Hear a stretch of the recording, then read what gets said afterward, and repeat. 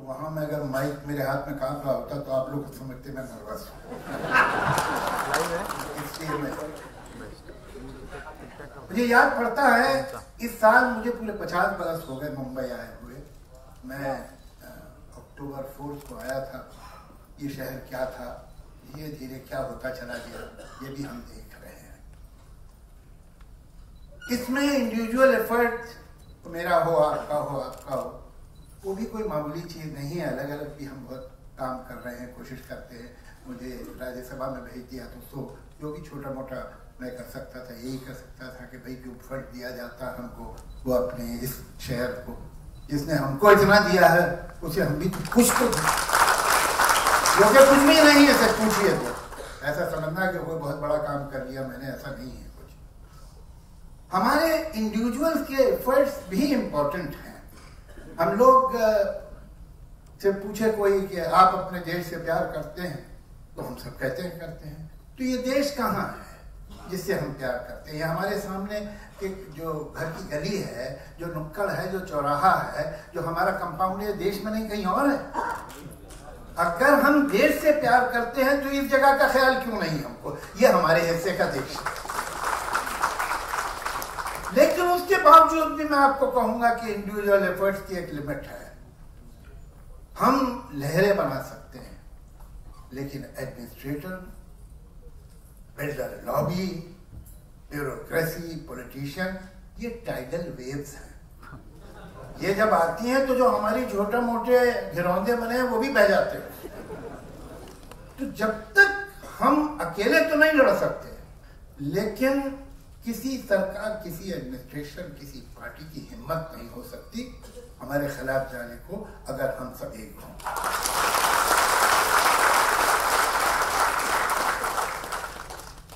बात घुमा फिरा के कहने की जरूरत नहीं है। सीधी बात क्या है कि इस शहर को इंडिविजुअल्स ने बर्बाद नहीं किया है, बिल्डर, लॉबी और पॉलिटिशियन की साथ। हमें बताया जाता है कि ये शहर गंदा इसलिए हो रहा है, ये शहर खराब इसलिए हो रहा है कि इसकी संख्या बढ़ रही है, इंसानों की पॉपुलेशन बढ़ रही है। मुंबई जो है वो 8वां मोस्ट पॉपुलेटेड सिटी है दुनिया में। न्यूयॉर्क की पॉपुलेशन बहुत बड़ी, जो कि फाइनेंशियल कैपिटल है यूएसए का। टोक्यो की पॉपुलेशन बहुत बड़ी, जो कि फाइनेंशियल कैपिटल है जापान का। मुंबई की पॉपुलेशन बहुत बड़ी है, जो फाइनेंशियल कैपिटल है इंडिया का। इन तीनों शहरों की जमीन में से तेल निकलता है, सोना निकलता है, हीरा निकलता है। क्या निकलता है इसकी जमीन से? जो ये फाइनेंशियल कैपिटल है। ये फाइनेंशियल कैपिटल इस नगर के रहने वालों की वजह से, न्यूयॉर्क के रहने वालों की वजह से, टोक्यो के रहने वालों की वजह से। और ये दोनों शहर जो हैं, इनकी संख्या, इनकी पॉपुलेशन मुंबई से ज्यादा।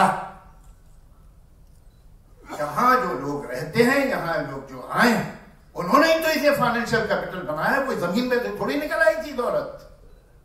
मेट्रोपॉलिटन कमिश्नर, वो कमिश्नर साहब के पास गया मैं, जब मैं देख रहा था वो बन रहा है, तो जो उनके आर्किटेक्ट, जो इंजीनियर को नहीं दिखाई दे रहा था, वो मेरे जैसे जाहिल आदमी को दिखाई दे रहा था। मैं उनके गया, इनके साथ की अपॉइंटमेंट दिलवाया इन्होंने। मैंने कहा साहब आप जो बना रहे हैं, ये तो जिधर ले जाना चाहिए उसे उल्टी तरफ ले जा रहा है। तो कहेंगे अच्छा हाँ ये भी ठीक है, ये दवा है, ये दवा है। तो ऐसा करते हैं, ये टनल बन जाते हैं और वो टनल जो है इधर जाएगी। टनल तो नहीं बनी, लेकिन अस्थाना साफ चलेगा। दूसरे आप देखिए, एक वर्ल्ड रिकॉर्ड हमारे यहाँ और है, जो सांता क्रूज से चेंबूर का फ्लाईओवर है, उसका एक वर्ल्ड रिकॉर्ड है। दुनिया में कोई फ्लाईओवर इससे ज्यादा टाइम में नहीं बना, जबकि दुनिया में फ्लाईओवर कई कई किलोमीटर के बने, इससे कहीं लंबे भी बने। इसे 13 साल लगे। 13 साल में कितना संभाल के बनाया गया, आप ये देखिएगा कि जहां जहां आबादी ज्यादा नहीं है वहां ये फ्लाईओवर है, जहां स्लम एरिया आ गया है, मनखुर्द का एरिया है, इंडस्ट्रियल एरिया है, वहां पर वो खत्म हो जाता है। फिर जैसे ही आबादी खत्म होती है, फ्लाईओवर फिर शुरू।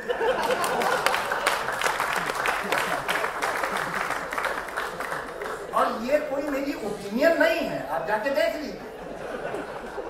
तो ये जो डीपी है, डेवलपमेंट प्लान है, ये फंदा है, ये फंदा है इस शहर के गले में। अब बस खींचने की कमी है। ये फंदा आप काटेंगे कि नहीं काटेंगे, ये फैसला और इसमें सब जमा होके एक होके अगर काम करेंगे और इसको अगर सड़क पे लाना है तो सड़क पे लाएं। लेकिन एक बात मैं ये नहीं कहूंगा ये नहीं होना चाहिए, मैं कहूंगा ये नहीं होगा।